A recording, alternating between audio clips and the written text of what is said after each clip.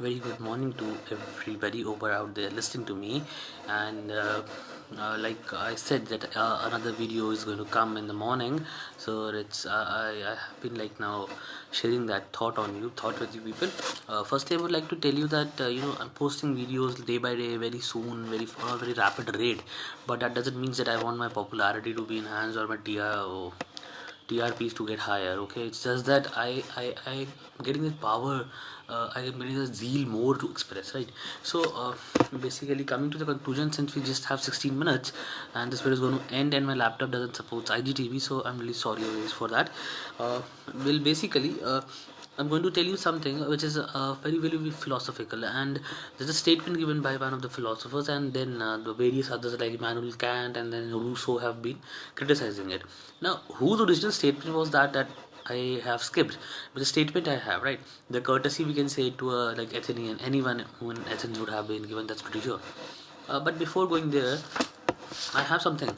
I have told you once. I mentioned once that whatever I am today, whatever I have achieved in my past 11 to 10 years, any domain of knowledge be it, it was just because of my professors, my faculty, my gurus who were there, and even today, where the institution I'm studying in, there are three female professors, one as assistant and one associate, and one my guide who's helping me in doctorate. Okay, the thesis, yeah. So I will not take the names, please. That will create a ruckus.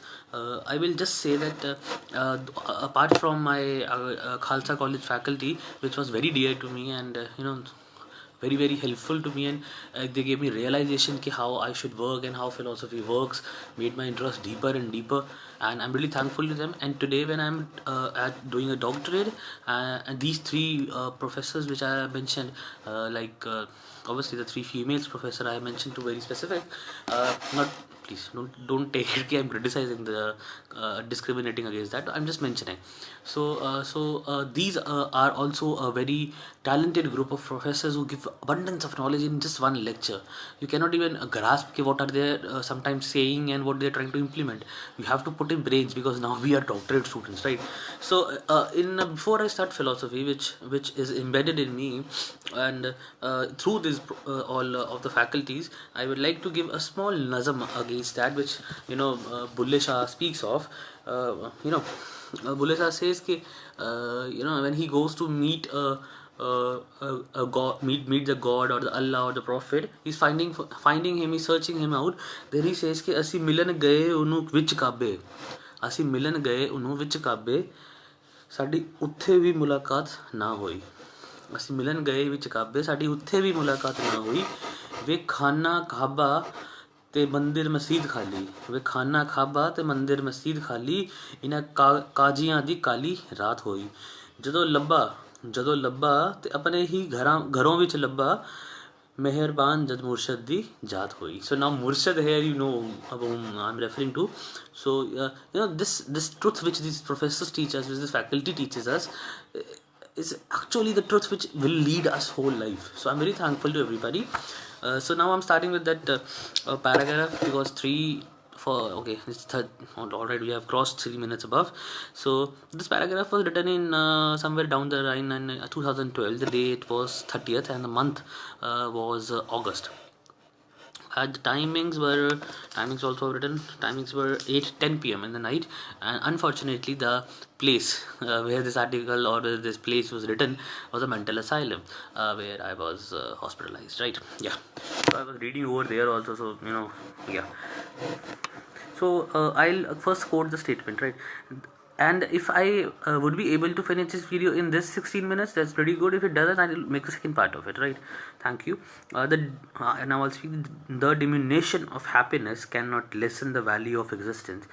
The diminution of happiness cannot lessen the value of existence, for this does not consist in what happens to a person, but in what a person does. For this does not consist in what happens to a person, but in what a person does.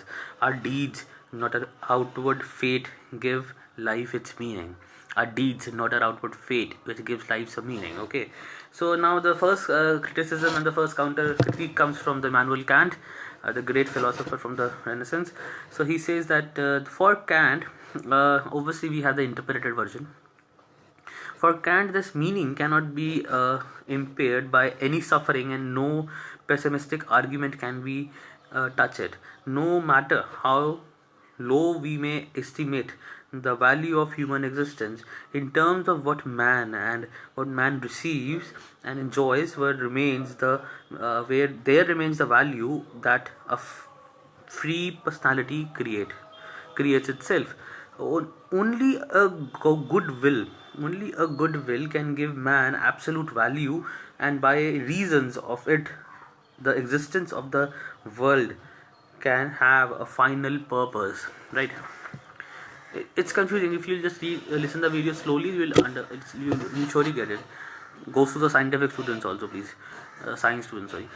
It is not the source. Now again, Kant is saying it is not the source of happiness, and its meanings does not even consist in producing men with intellectual satisfactions. It is not the source of happiness, and its meaning does not even consist in producing men with intellectual satisfactions. It is rather the setting in which the man is into test and prove his freedom. It is rather the setting in which the man is there, existing there, and he has to prove his existence over there, right? Like I'm standing in this whole suppose this room, and someone knocks at the door, and I just let them in. It's my personal space is captured, apart from family, obviously. So it is my idea. It is like my duty to save my own existence. No one else can help me build my existence, right? So secondly, Kant says he only earns his freedom and existence who daily conquers them anew. Now you must be clear with this idea that any person who is fighting for existence, with the morning sun comes a new day and a new challenge. Yesterday might be the challenge that you didn't have food. Today might be the challenge that you didn't have water. You don't have water. Sorry, my tenses and okay. So today is like you don't have water. So challenge is every day. Electricity is not there sometimes. Resources is something which is like very scarce. You cannot either you can redistribute it in a very egalitarian method, which is an utopia, or either you can prove your existence by survival of the fittest. That is the best we can do in this democracy, by the way. I don't consider it worth. Okay, so had mankind, but instead, now this is Rousseau's point over here. Rousseau coming up, John Jacques Rousseau, had mankind but listened always to God as He speaks in the heart of a man, there would be on earth but a single religion. Now you see the conflict coming up. On the above level, Kant was talking about the existence. Now Rousseau has started talking about what? Particularly about religion. So obviously his theory was about religion and all.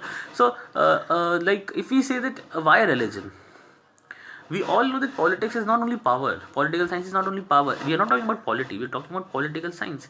It is something which consists of powers and values. So if your existence is coming up, and you are suppose I give the example of that water being not there. So what you do is you go to the well and you fetch everything out, and then you put shit into the well, and the well gets कुआं जिसे कहते हैं वो gets contaminated. So you are not doing it right.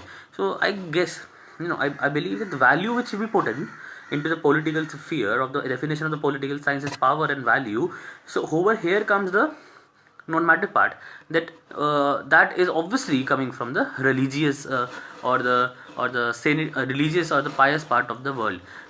Undoubtedly everybody says that I am atheist, I am agnostic and all that, but when it comes to examinations or that existence prove करना है, then we all say कि चलो भगवान 10 रुपये चढ़ाऊंगा, भगवान 100 रुपये चढ़ाऊंगा, नारियल चढ़ाऊंगा. All these things we start saying, and ultimately एक दिन 2 दिन के लिए, एक हफ्ते के लिए तो भगवान हमारा हो जाता है. We think that we are bribing him. Yeah, I also do. Right. So next point is again Rousseau is pointing out conscience, instincts, morals, instincts, immortal and a heavenly value, heavenly voice, sure guide of a being ignored and limited, but intelligent and free. Now I'll read it again. It's very difficult. Conscience, divine instinct, moral and heavenly voice, sure guide of a being ignorant and limited, but intelligent and free. Now he's saying we humans, I don't remember how long is this. It's very long. Okay, just have one two paragraphs more, right? So what Rousseau is trying to implement over here is that we all people, every human, is bound by a conscience.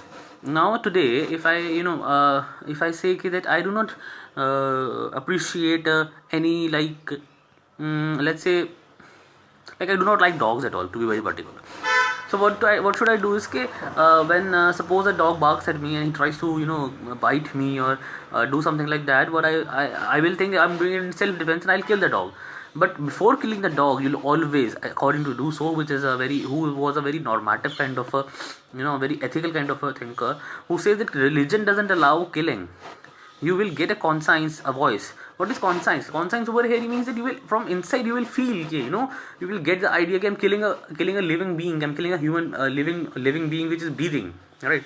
And killing it is not justified. Dog has a duty to bite you because you are entering the premises of his malik, the guardian. So he will shout at you, he will bark at you, he doesn't know you, he will smell you and then he will predict you might be the correct person and then he'll leave. But before that, if you kill him, then how is it justified, right? Yeah.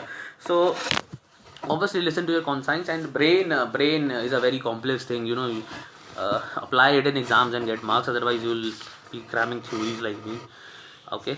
So he who count things of right. He who counts things of himself as free being is cut off from every approach today, right? He who thinks himself free is cut off from every approach of age and today. He says that. So it's pretty clear. There is now no longer direct transitions in the nature. There are now no longer direct transitions. Not nature but morality. Not nature but morality. Not any knowledge of the objective order of the world, but only conscience can show you the goal. Again, Rousseau, Jean-Jacques Rousseau is talking about philosophy of conscience and all that. He's basically trying to say that before you do a wrong thing, or if you do a wrong deed or an evil deed, you will come to realize that you actually have committed a sin. So now sin की definition में नहीं जाएंगे because almost it's just 3 minutes are left. I will just clarify this thing, this entire thing which I read out is I am really obliged to my professors of the my undergraduation and then my post-graduation and then my doctorate who are guiding me. One last thing I would quote for, maybe I have said it in another video, but I'll say it over here for all these professors and hope they listen. इतना दिया सरकार ने मुझे, इतना, again Bulleh Shah I am quoting, इतना दिया सरकार ने मुझे जितनी मेरी औकात नहीं, इतना दिया सरकार ने मुझे जितनी मेरी औकात नहीं, ये तो करम नवाजी है उन फ़कीरों की, वरना मुझ में तो ऐसी कोई बात नहीं. Now over fakir, I'm not saying that my teachers go and in sannyas they are. Fakir is the meaning, the fakirs of the Sufism period were like the most enlightened and the most enchanted and the most emancipated souls wandering around, right? So this is how the process of Sufism began, and today we have a very well settled Sufism in the society. Yeah, so I hope you got this idea of my reading it out, and soon I'll come with maybe in the evening itself I'll come with another video. People are saying me promote and keep uploading videos. So thanks to all of you. Good day. Thank you.